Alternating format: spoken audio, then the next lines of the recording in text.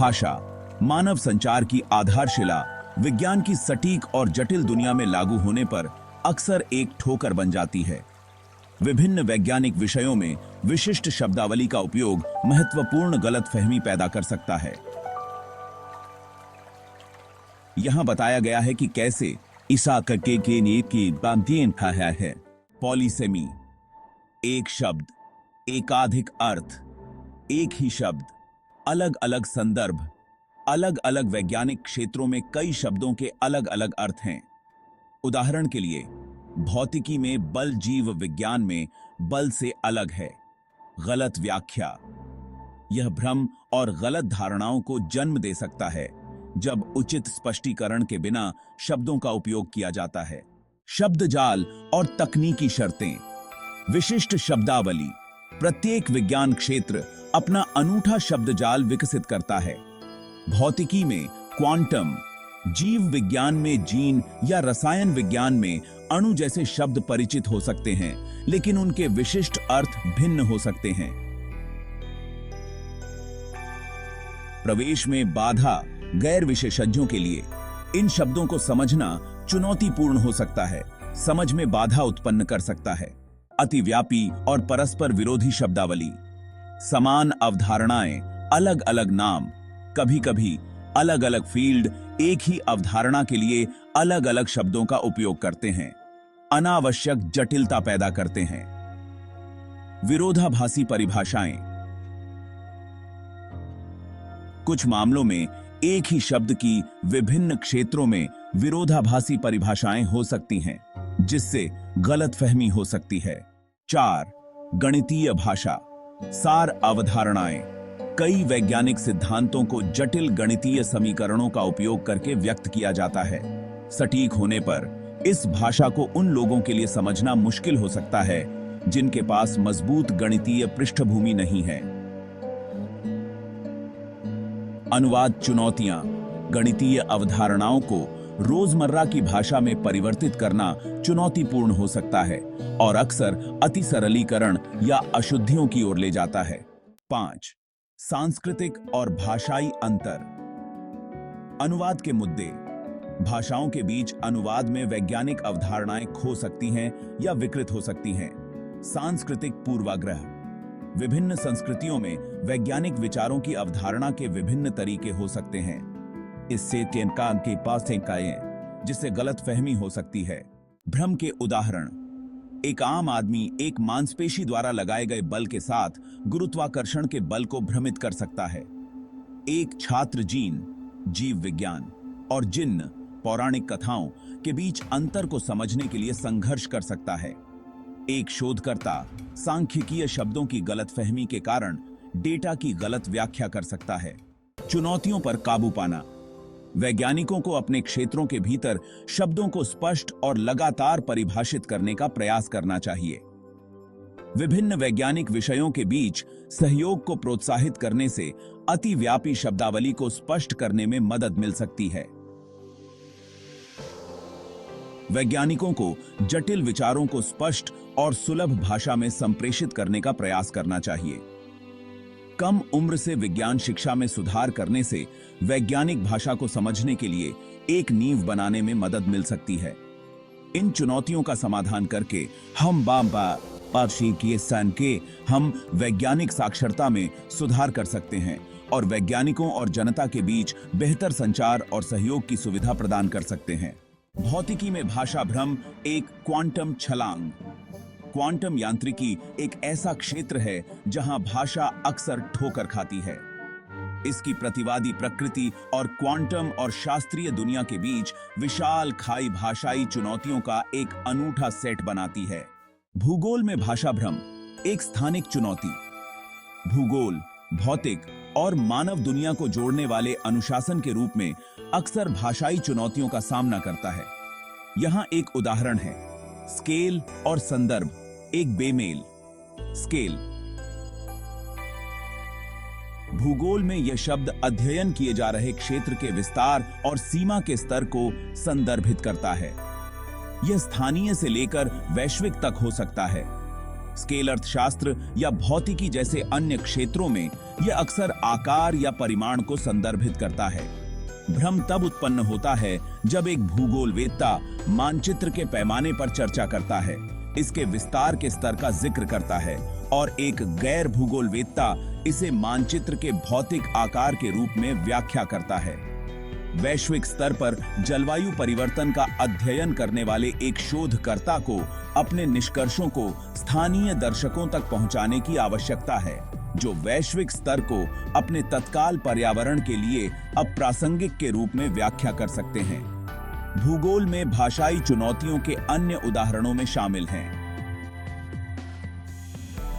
Site बनाम स्थिति। किसी स्थान के स्थान और विशेषताओं को समझने के लिए महत्वपूर्ण ये शब्द आसानी से भ्रमित हो सकते हैं। पर्यावरण, नियतिवाद बनाम संभववाद। मनुष्यों और पर्यावरण के बीच संबंधों के बारे में इन विपरीत सिद्धांतों की सावधानीपूर्वक व्याख्या किए बिना गलत व्याख्या की जा सकती है।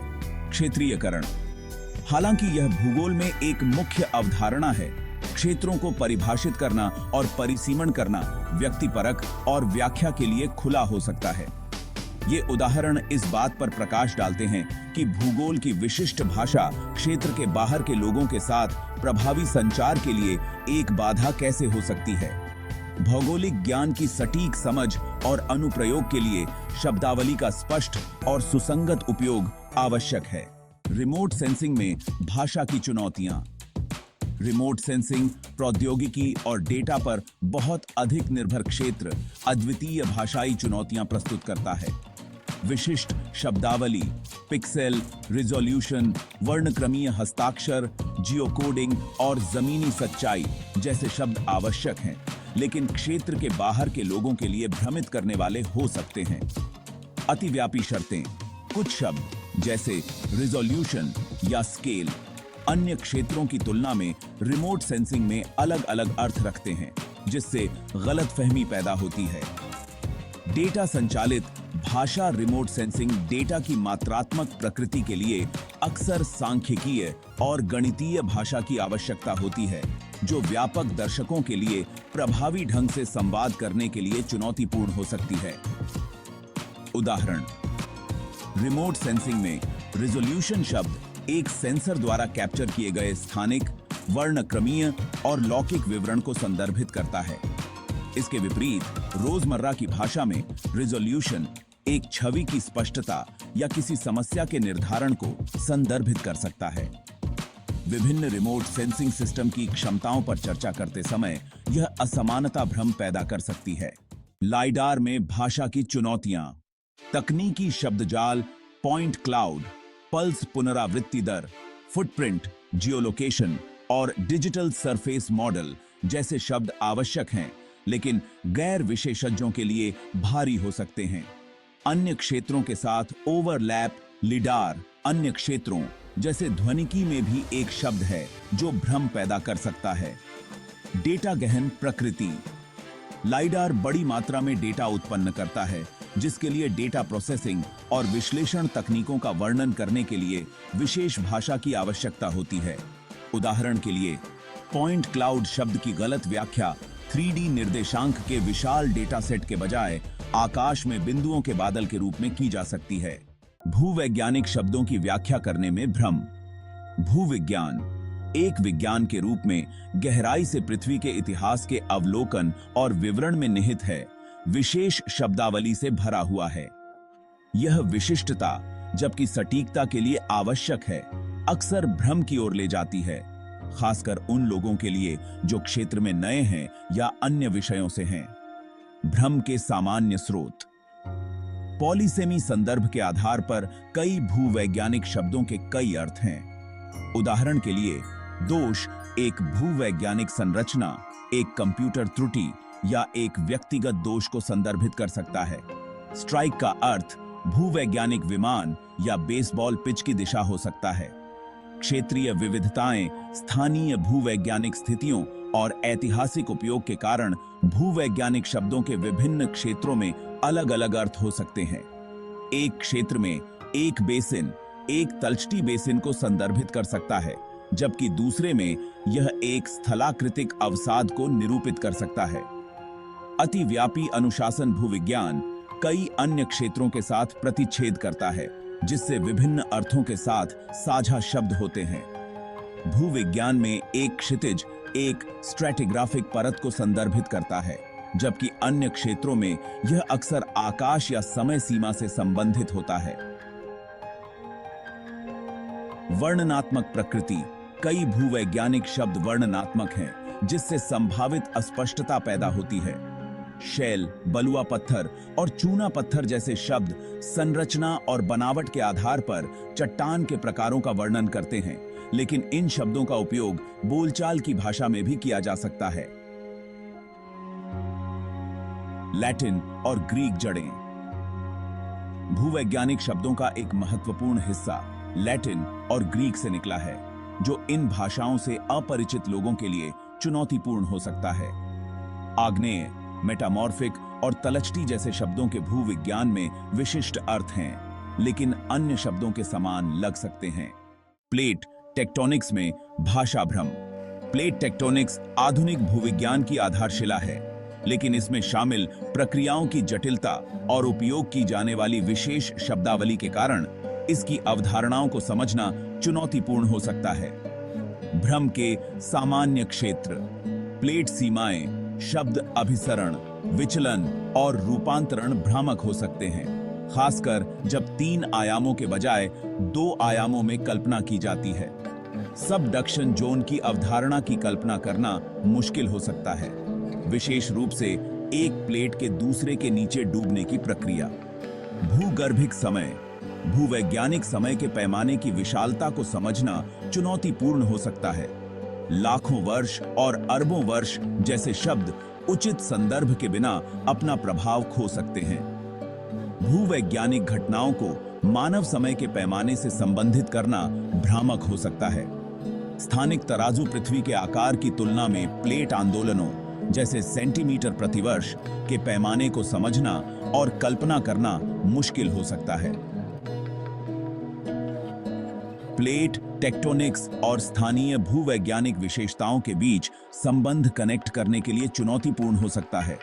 अतिव्यापी अवधारणाएं, फॉल्ट, दरार और कतरनी क्षेत्र जैसे शब्दों का उपयोग कुछ संदर्भों में परस्पर किया जा सकता है, जिससे भ्रम पैदा होता है। प्लेट टेक्टोनिक्स और अन्य भूवैज्ञानिक प्रक्रियाओं जैसे ज्वालामुखी, भूकंप, पर्वत निर्माण के बीच संबंध जटिल हो सकते हैं। अभिसरण के लिए चुनौतियां। विशिष्टता। प्रत्येक क्षेत्र ने सटीकता और दक्षता के लिए अपनी शब्दावली विकसित की है। एक सार्वभौमिक भाषा के लिए महत्वपूर्ण समझौते की आवश्यकता होगी। ऐतिहासिक विकास। वैज्ञानिक क्षेत्र स्वतंत्र रूप से विकसित हुए हैं, जिससे अलग अलग शब्दावली बन गई है। सांस्कृतिक और क्षेत्रीय अंतर वैज्ञानिक समुदायों के भीतर और उनके बीच भाषा भिन्नताएं महत्वपूर्ण हो सकती हैं। अभिसरण की दिशा में प्रयास। मानकीकरण निकाय, अंतरराष्ट्रीय मानकीकरण संगठन ISO और international union OF pure and applied chemistry IUPAC जैसे संगठन अपने अपने डोमेन में मानकीकृत शब्द और प्रतीक स्थापित करते हैं। अंतः विषय अनुसंधान। विभिन्न क्षेत्रों के बीच सहयोग अक्सर भाषा में आम जमीन खोजने की आवश्यकता होती है।